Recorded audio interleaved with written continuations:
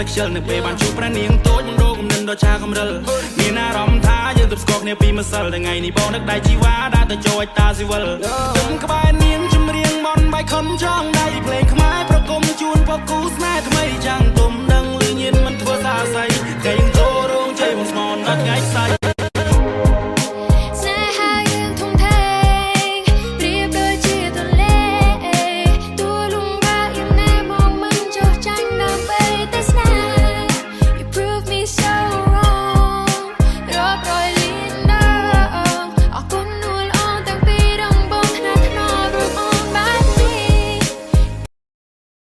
បន្ទាប់ពីបានស្ដាប់នៅបទចម្រៀងដ៏សែនពីរោះ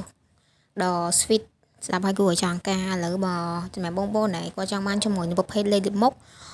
ប្រភេទចំព្យាបាលបបាត់អាចរយនៅបញ្ហាជាប់នៅខ្សែក្រហមស្បែកឲ្យស្អាតងាយប្រតិកម្ម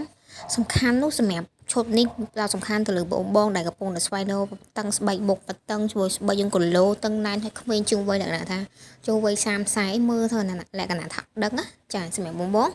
សម្រាប់ឈុតនេះទទួលបានជាមួយនឹងគ្រីមមួយសរុបមួយហើយជាមួយនឹងអាយគ្រីមផងដែរមានតួនាទីបំបត្តិខ្មៅស្លាក់បាត់ជួញតាមផ្ទុយ